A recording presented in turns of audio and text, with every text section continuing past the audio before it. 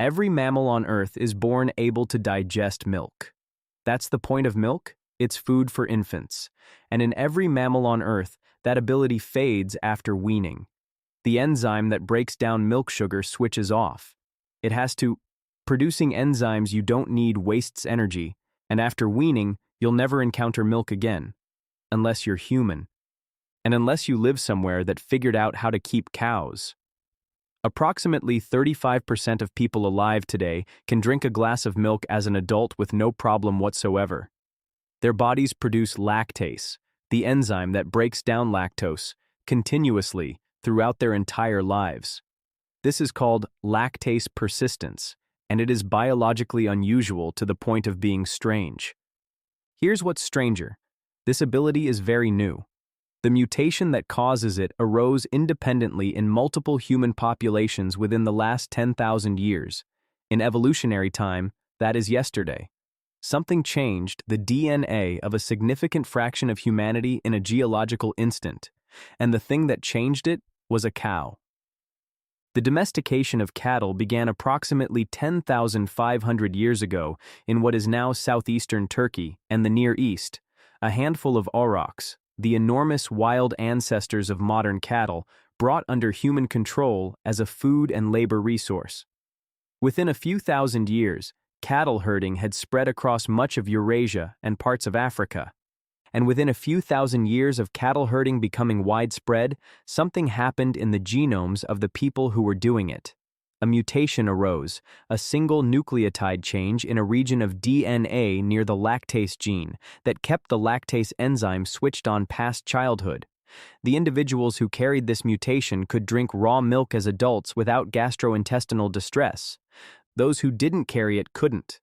In an environment where cattle provided a reliable source of calories and nutrition, this difference mattered enormously. And evolution noticed. So what exactly did evolution do with it? Here's the number that shows how fast this happened. The lactase persistence mutation in European populations shows one of the strongest signals of positive natural selection ever measured in the human genome. Geneticists measure selection strength using a statistical value called the selection coefficient. For most beneficial mutations, the selection coefficient is small, a fraction of a percent advantage per generation. For lactase persistence in Northern Europe, some estimates put it at 5 to 10% per generation. That is extraordinary. It means that in each generation, individuals who could digest milk were measurably more likely to survive and reproduce than those who couldn't, by a significant margin. The mutation spread through Northern European populations within approximately 5,000 to 7,000 years. In evolutionary terms, that's a sprint. Your genome doesn't usually rewrite itself that fast. And it raises the obvious question, why did being able to drink milk matter that much? If your ancient brain finds this unsettling, good, that means it's working. Subscribe so you catch the next one. Ugg has been staring at this milk for 10,000 years, and he still has questions. The answer isn't just more calories. It's more specific than that, and more interesting. Researchers have proposed several explanations for why lactase persistence conferred such a strong survival advantage, and the evidence suggests it wasn't a single reason, but a combination that compounded. Calories first. Raw milk is calorically dense and nutrient-rich. For populations living in marginal environments where crop failures were common, winters were long, and food security was never guaranteed, access to a year-round animal source of calories that didn't require killing the animal was significant. A cow that provides milk is more valuable alive than dead. Lactase persistence is the key that unlocked that value for adults. Calcium and vitamin D second. In northern latitudes where sunlight is limited for much of the year, the ability to synthesize vitamin D from sun exposure is reduced. Milk provides both calcium and, when the animal is pasture-fed, vitamin D. For populations in low sunlight environments, this may have been a meaningful nutritional supplement. The geographic distribution of lactase persistence, highest in Scandinavia, lowest in East Asia and Sub-Saharan Africa, broadly corresponds to latitude and the historic availability of sunlight, which supports this hypothesis. But the most counterintuitive explanation, and the one some researchers find most compelling, involves what happens when you can't digest lactose. When lactose-intolerant adults consume raw milk, undigested lactose reaches the large intestine, where bacteria ferment it. This causes the familiar symptoms: bloating, gas, cramping, diarrhea. In ordinary circumstances, this is uncomfortable. In circumstances involving dehydration, contaminated water sources, or disease, it can be life-threatening. There is a hypothesis, still debated but with evidence behind it, that during periods of famine, drought, or epidemic disease, the inability to safely consume raw milk without gastrointestinal consequences became a meaningful mortality risk. The individuals who could tolerate it had one more option available to them. The individuals who couldn't had one fewer. Evolution's mechanism for rewriting human DNA was, in part, a 10,000-year-long study of who could handle dairy without running to the bushes. The selection pressure was real. The bushes were also real. Here's what's remarkable about the genetic evidence. The lactase persistence mutation didn't arise once. It arose independently in at least 5 different human populations, on different continents, in different time periods. The European mutation, T-13910, arose approximately 7,500 years ago, associated with the spread of cattle herding from Anatolia into Europe. An independent mutation, G-13907, arose in East African pastoralist populations. Another independent mutation arose in Central Asian populations. The timing in each case closely tracks the adoption of cattle herding in that region. This is convergent evolution at the genetic level, the same adaptive solution, invented separately, multiple times, because the same selective pressure kept appearing wherever humans started herding cattle. The cow didn't just provide food. It changed the genome of every major human population that adopted it. This is what researchers call gene culture coevolution, a cultural practice. Dairying created the conditions for a specific genetic variant to spread rapidly through the populations that adopted it. The culture changed the biology. The biology then reinforced the culture. Populations with lactase persistence could exploit dairy more fully, making herding more valuable, making the selection pressure stronger, a feedback loop that rewrote human DNA in real time. Here's the catch that complicates the clean story. If lactase persistence is so strongly selected for, why do approximately 65% of humans worldwide still not have it? The answer: the selection pressure only appeared where cattle herding was adopted. In populations that didn't adopt cattle herding, much of East Asia, large parts of sub-Saharan Africa outside pastoralist regions, indigenous populations of the Americas and Australia, the mutation never had a fitness advantage, so it never spread. The distribution of lactase persistence today is a genetic map of where cattle herding happened, not a map of which populations are more evolved. It's a map of cultural history written into DNA. And here's the implication that almost nobody thinks about. The majority of humans today are living in a world shaped by dairy agriculture, consuming dairy products at rates their genomes were never designed for. The adaptation happened in some populations. The food spread to everyone. This brings us to the part that is most directly relevant to you, and it depends on something you probably already know about yourself but may not have thought about in this context. If you are of Northern European ancestry, there is a high probability you have lactase persistence. Your genome was changed by cattle herding.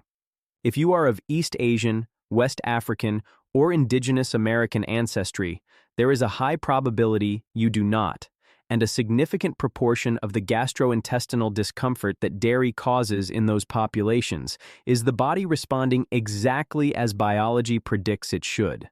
Lactose intolerance is not a disorder. It is the ancestral human condition. Lactase persistence is the adaptation. This distinction matters because it reframes the conversation about dairy from a nutrition argument into an evolutionary argument. The question is not whether milk is good or bad in the abstract. It's whether your genome has been updated to handle it or not. The pottery evidence adds another layer of fascinating complexity. Analysis of ancient pottery residues, fat traces from what was stored and cooked in ceramic vessels, shows something surprising. Humans were processing and consuming dairy products for thousands of years before the lactase persistence mutation became common. How? Fermentation. Cheese and yogurt reduce the lactose content of milk dramatically. The bacteria involved in fermentation break down the lactose, producing a product that even lactose-intolerant adults can consume without major distress. Ancient humans who couldn't digest raw milk were processing it into forms they could tolerate, which means the dairy revolution preceded the genetic adaptation by a significant period. The culture invented the workaround before evolution provided the fix. This sequence reveals something about how gene culture coevolution actually works. The cultural practice came first, imperfectly, with workarounds. Then, the genetic adaptation arose and spread in populations where the practice was established, making the practice more efficient, which reinforced the practice, which maintained the selection pressure for the genetic adaptation. The relationship between human culture and human biology runs in both directions, and has been running in both directions for as long as humans have been making choices about what to eat and how to live. The cow didn't just respond to human selection. It reached back and changed the genome of the humans who adopted it. You are not just the product of your ancestors' genes. You are the product of what your ancestors chose to eat, and how those choices created the conditions for specific genes to survive or not. The lactase persistence mutation is the clearest single example of that principle. But it is not the only one, and probably not the last. Step back, and the relationship between humans and cows looks completely different. We usually think of domestication as something humans did to animals. We shaped the cow, the horse, the dog, and we did. But the feedback ran both ways. The animals we domesticated changed our living conditions. Those changed conditions created new selection pressures. Those selection pressures changed our genomes. The cow did not domesticate us, but it did rewrite a meaningful portion of our DNA, and it did so in approximately 5,000 to 7,000 years, a geological instant, by creating conditions where one small mutation made the difference between thriving and struggling in environments that had adopted cattle. Herding. You are not just the descendant of people who made smart choices about animals. You may be the descendant of people whose DNA was specifically updated by the consequences of one of those choices. The dairy aisle in your grocery store is the endpoint of a 10,000-year co-evolutionary feedback loop that started with a handful of aurochs in southeastern Turkey. That's not a metaphor. That's your genome. Here's the one thing. The next time you read about dairy, whether it's healthy, whether you should cut it out, whether it causes inflammation, check one thing before you form an opinion: your ancestry. If your ancestors adopted cattle herding in Northern Europe or pastoralist East Africa more than a few thousand years ago, your genome has likely been updated to handle dairy in a way that your distant cousins' genomes haven't. The nutrition science is downstream of the evolutionary biology. The same food is genuinely different for different genomes. This doesn't mean dairy is good or bad for you specifically. That depends on many factors, and your doctor knows your situation better than evolutionary history does. But it does mean the question, is dairy healthy, doesn't have one answer. It has as many answers as there are different human genome variants, shaped by different cultural histories, running different biological programs from the same food. You are not the default human. There is no default human. There is only what your ancestors adapted to. And if the idea that what your ancestors ate changed your genome stays with you, wait until you hear about the other thing your ancestors did that changed not just their genes, but their entire temperament, their face shape, and possibly the way you process emotions right now. How ancient humans accidentally created themselves, that one's already up.